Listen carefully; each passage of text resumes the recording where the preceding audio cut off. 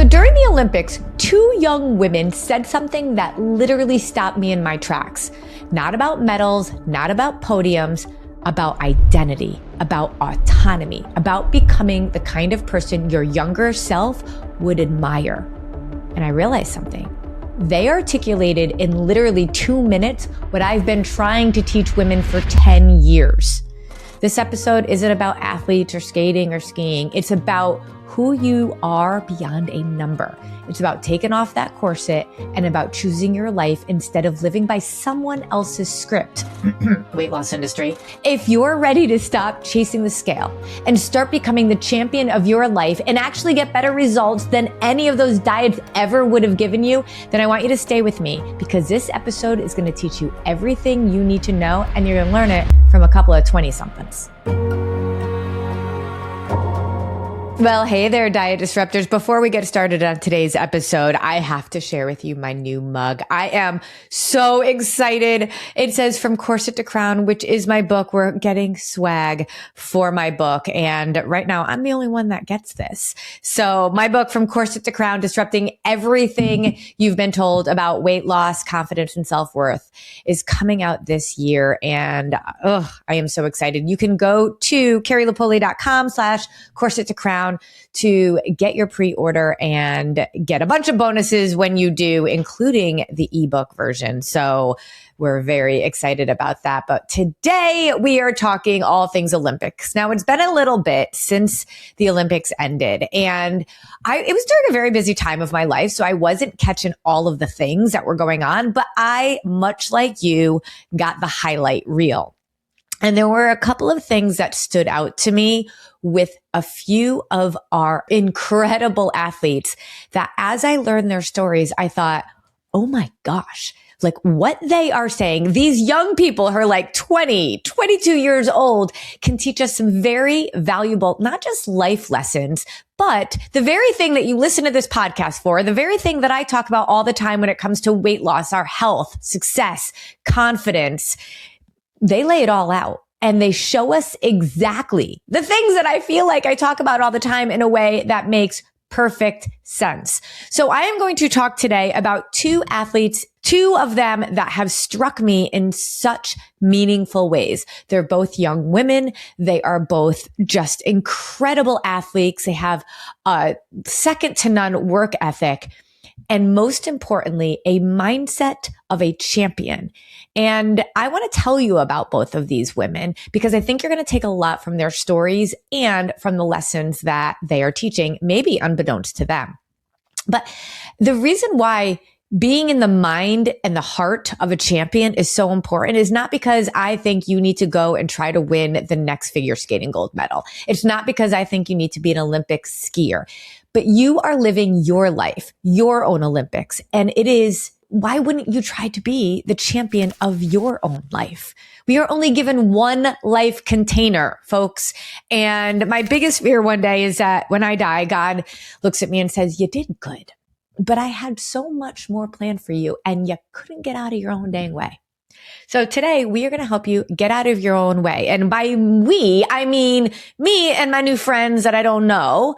Alysa Liu is one of them. She is our gold medal winning figure skater who is the first woman to win the gold medal for the United States in 24 years.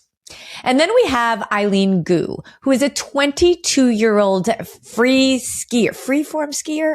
I'm not even sure how you actually say it. She's a skier. She is unbelievable. But what I learned about her off the slopes is what's really attracted me to her. So we're going to talk about both of these women. I'm going to share with you a little bit of information and some video footage because you got to see some of this in action in order to really grasp the parallel of how you can apply this to your own life when it comes to health, wellness, what you really want, why you want it. And as I say all the time, how you become the healthiest version of yourself.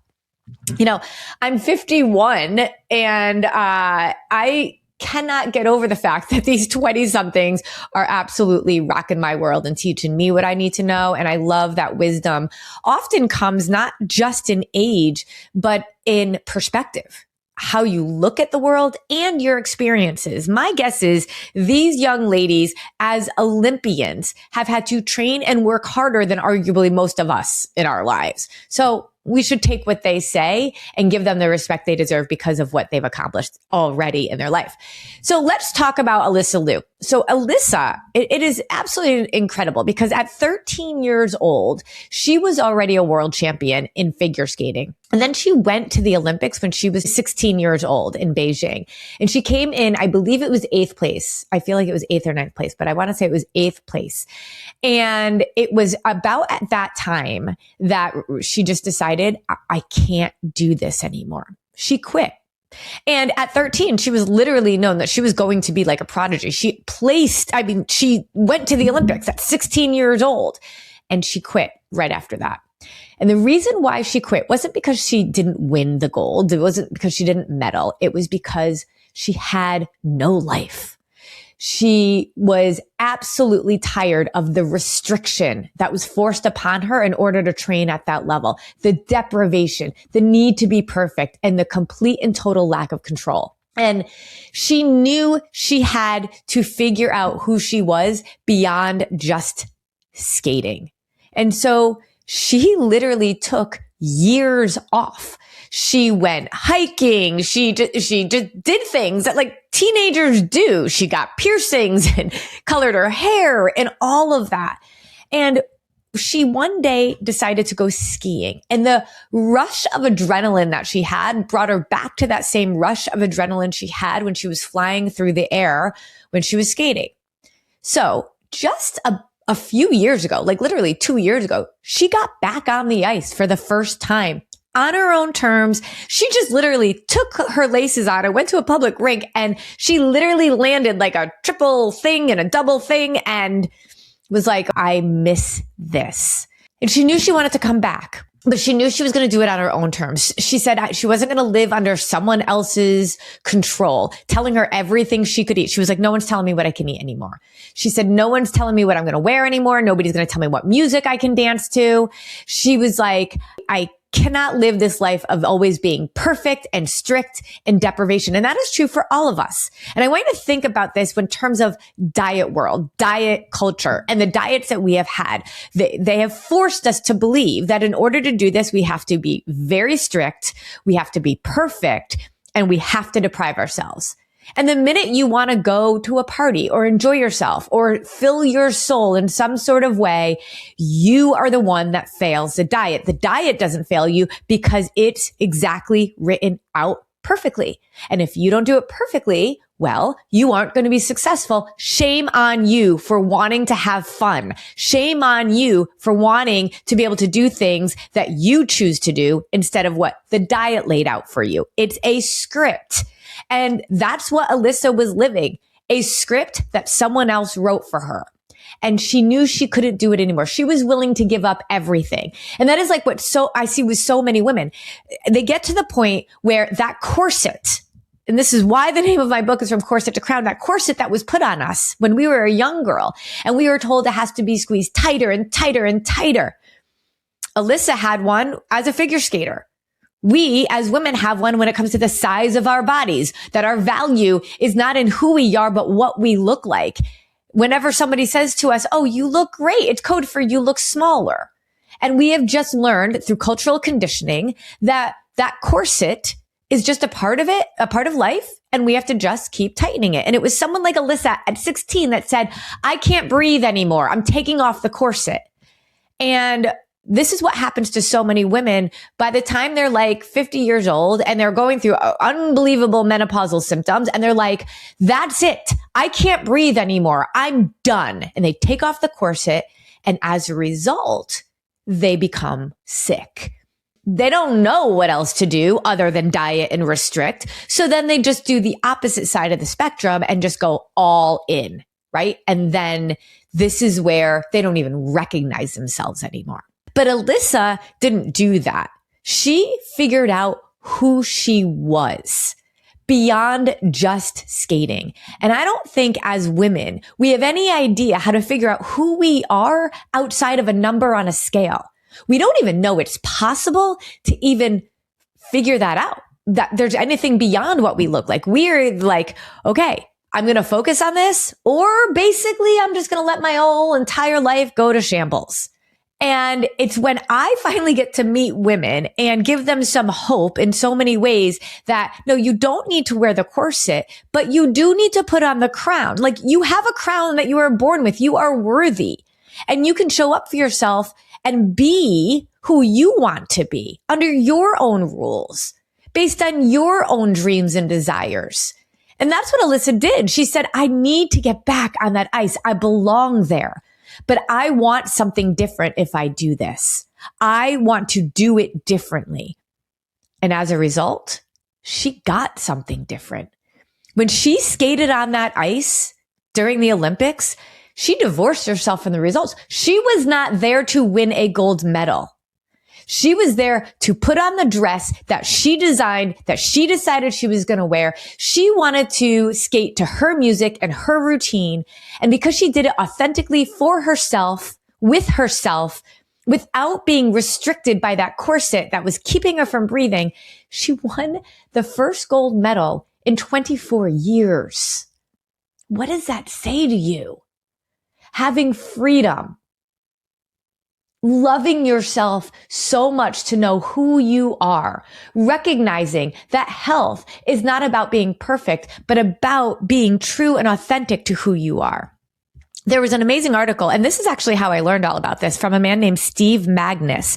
And I saw it on X, and he had just made a post about it. And then I started going deeper because I was really fascinated by this. And he wrote a much longer article about this around the psychology of what was going on. So I want to read to you some of this.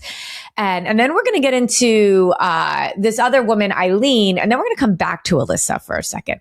But what he said was that Alysa built an identity that wasn't tied solely to the ice. She figured out who she was as a human being. And I want us to think about that in parallel to us, and tied solely to a number on a scale. It's like when I will first start meeting a woman, I will learn all about how much she has weighed throughout her life before I ever know one thing about her, her family, her life, her job, anything. Before I even know where she lives, I will often know what that woman has weighed since she was 20 years old. We have been so stuck around an identity, around a number on a scale, around what we look like, our value being tied to that we don't even know who we are as a human being. And what he goes on to write is, in psychology, we call this creating self-complexity, where you create a robust sense of self that isn't solely tied to one pursuit. You realize you can be a mother, a dad, a scientist, an athlete, an artist, a sister, a person who loves dogs, all at once. A complex sense of self makes us resilient. And I wonder, I encourage, I challenge you to actually think about who you are. Not just about what you look like, or even just about the job you have.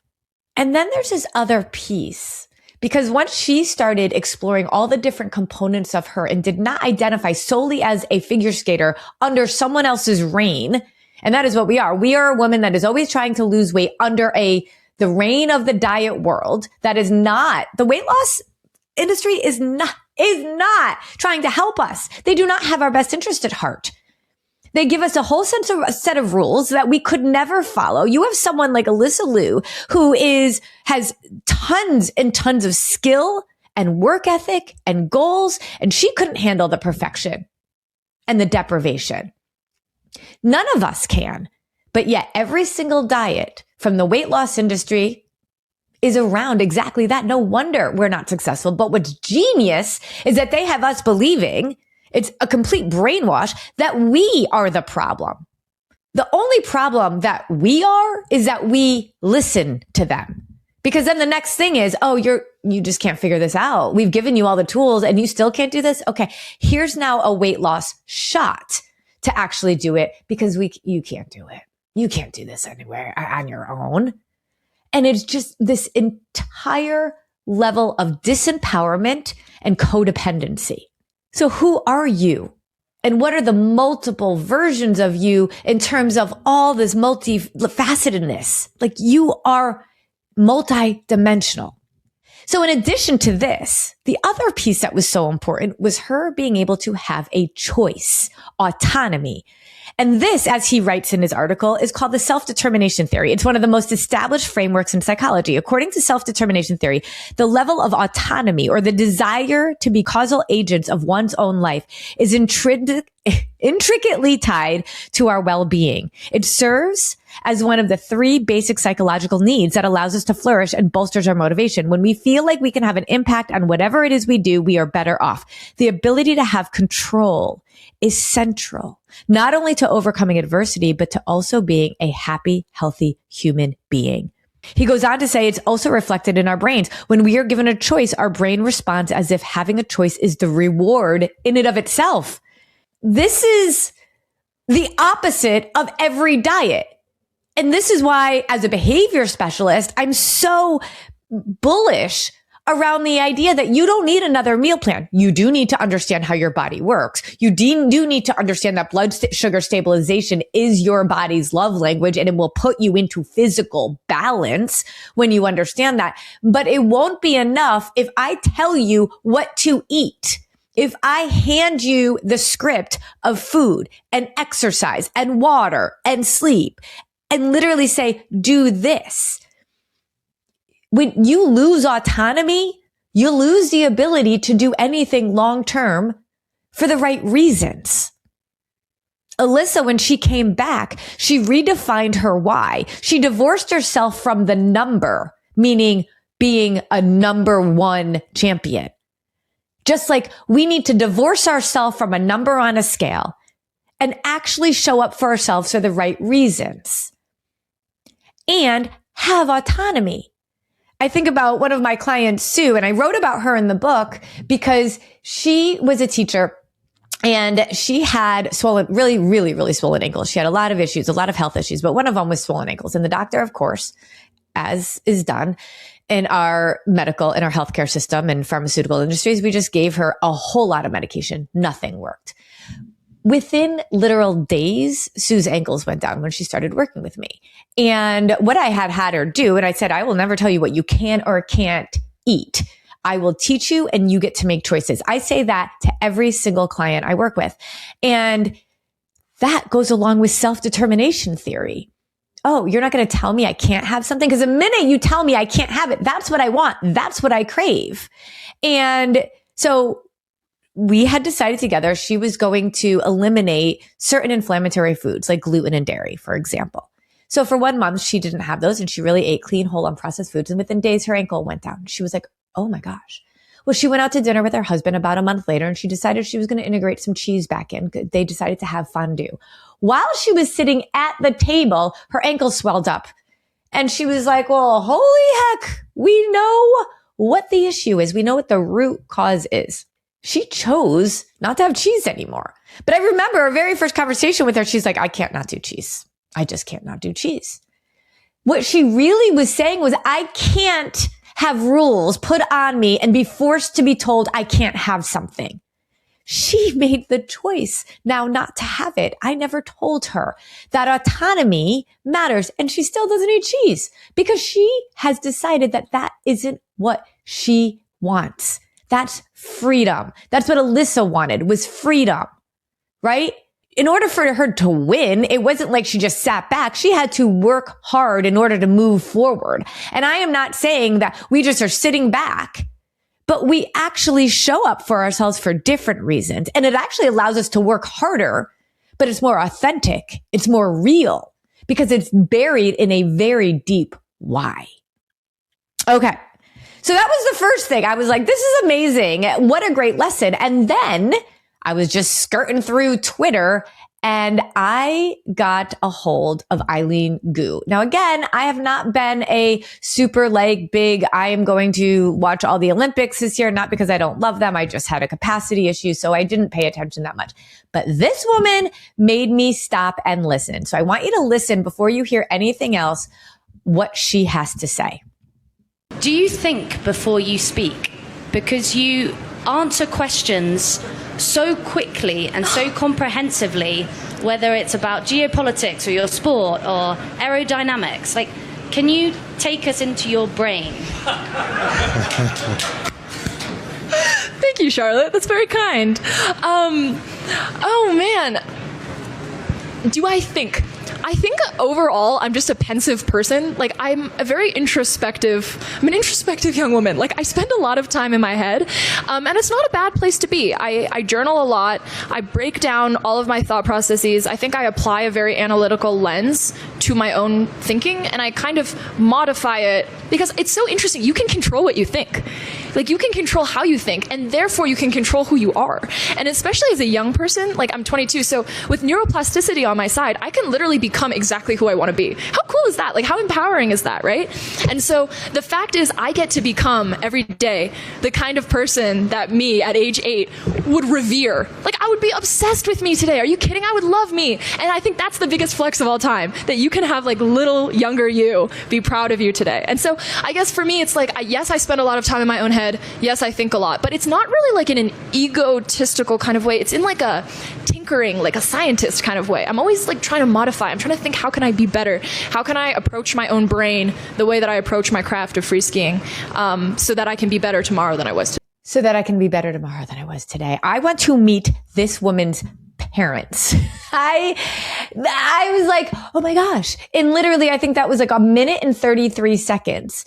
This 22-year-old articulated what I have been trying to say to women for 10 years.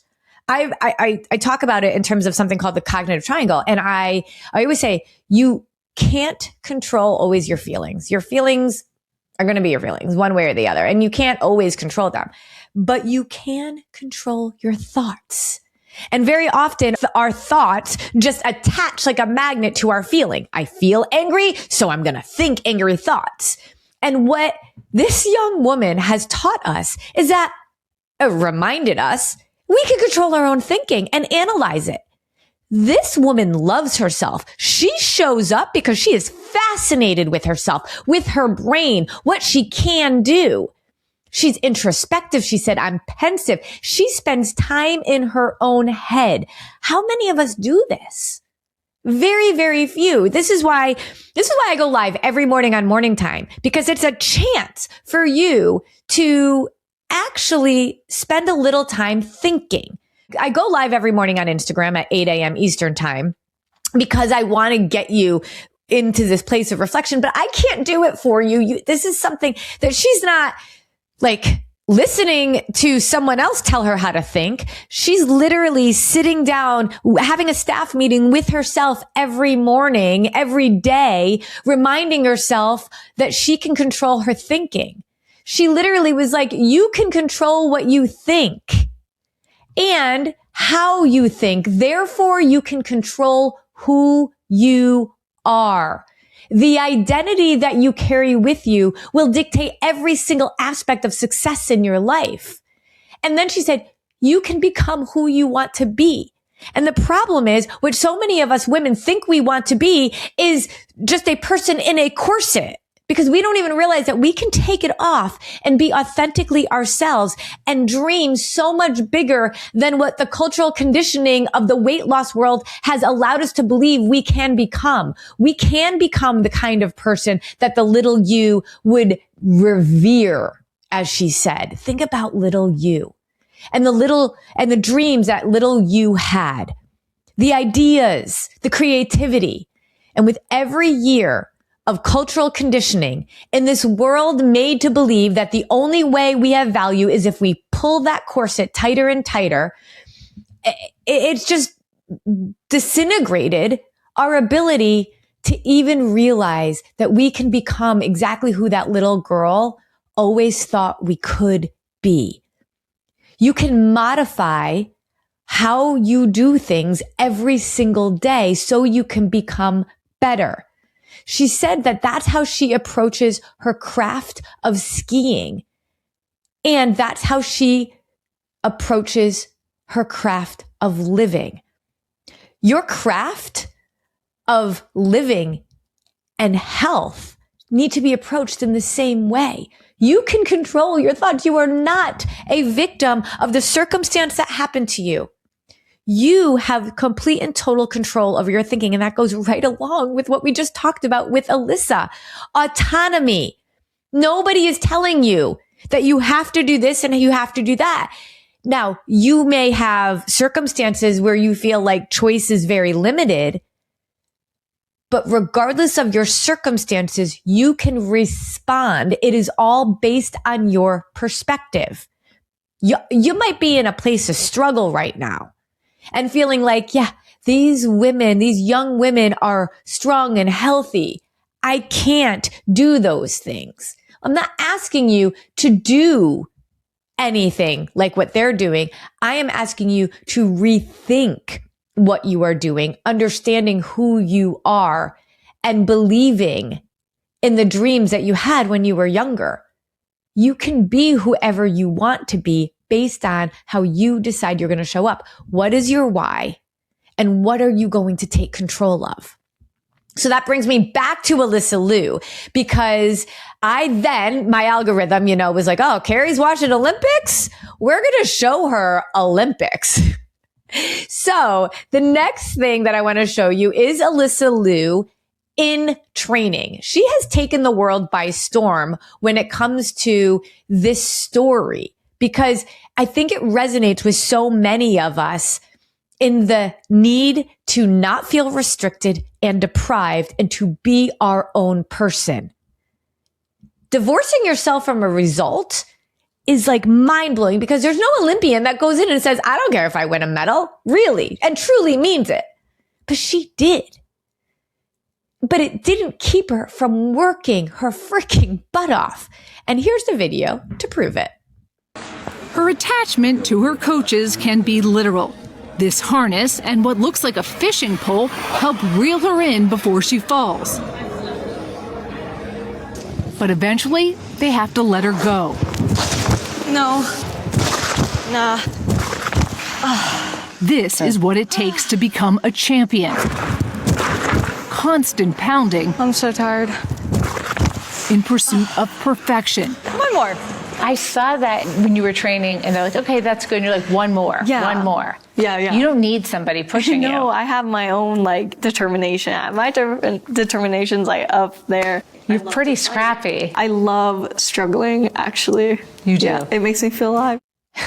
Okay, there's so much to unpack in that. I think it was 1 minute long. First of all, her work ethic. I think we know this is what makes her so just unique. The brain wants to go with what's comfortable and safe. Self-comfort. We will often choose self-comfort, just scrolling on our phone, staying in bed longer, than actual self-care.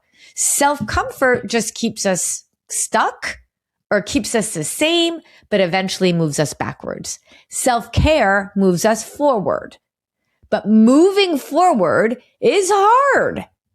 What's harder is not actually reaching your potential. What's harder is actually getting sick and then dying of disease, what's harder is forcing your kids to have to take care of you because you didn't take care of yourself when you were younger. She is a person that cares about performance, not for the sake of winning, but for the sake of living. It's not about winning for her, but her work ethic is unparalleled because she is doing it for her, not for anybody else. But something else I want you to see. She has a coach. Every single Olympian has a coach. Every single athlete has a coach. And I love that gradual release of responsibility. It's a term we use in education. It's a term I use with my own clients that says, I'm going to be the expert and I'm going to hold on to you first, but I am going to work to make sure that you don't end up needing the harness anymore. But when we first take the harness off, you're going to fall. You're going to fall. You're going to fall and you're going to fall. But you have to get back up. The struggle is part of it. But we have memes and we have quotes that say all that all the time. And we know in our head that these athletes, they've worked hard to get here. But when you see, I could feel my hip hitting the ice thinking, oh, that's gotta hurt. That's gotta hurt. How many times are you going to get hurt and want to keep getting up? But that is what it takes to be a champion, going after it day after day, not quitting, not giving up. But she was not feeling deprived. She was not feeling restricted. She was not feeling controlled because she was making the choice for the reasons that mattered to her. She wanted this. That's where your determination has to be different than everything else that you've tried before. When you have done the diet industry rules, you were restricted. You had the corset on. But taking the corset off doesn't mean you work any less hard. In fact, it means you likely work harder, but very differently, smarter, and for the right reasons. And when you hit a road bump, when you fall on your hip on the ice, you want to get up and try again. And one of the things that I just thought was the most powerful thing to end with is that she loves struggling. She loves struggling because it makes her realize she's alive. What if we took that perspective and knew that every single struggle, every single disruptive event, every single circumstance that didn't go as planned is an opportunity to live, to test your strength, to show your character, to produce that integrity, to gain patience, love, understanding. Perspective matters. Two people could be on that ice, and Alysa was. The 16-year-old was on that ice, falling and getting up for the wrong reasons with the corset on her, and she couldn't do it anymore. And then that same person, but with a different perspective, was falling on that ice over and over and over again, but for the right reasons. And for her, with the corset off, wearing the crown, knowing her value, being unapologetically herself. Same fall, totally different perspective, and therefore completely different results. Getting the results that you want is going to solely be around what you decide, how you control your thoughts, why you're doing it, who you are. But you have to take off the corset in order for you to remotely even begin to breathe, to see it. And you got to start tinkering with your brain. Getting yourself up just a few minutes early to spend morning time with yourself, to be able to learn who you are, control your thoughts, and then become whoever it is that that little girl knew you could be with that crown on your head.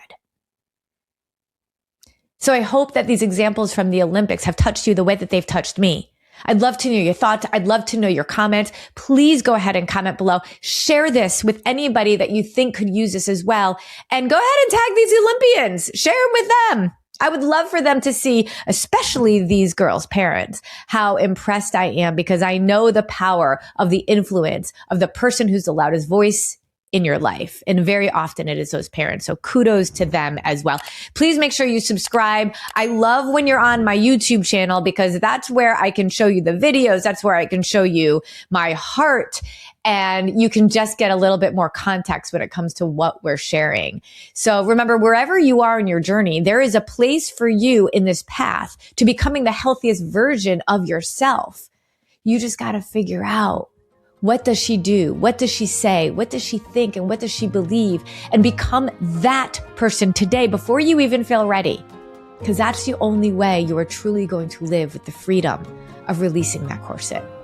We'll see you next time.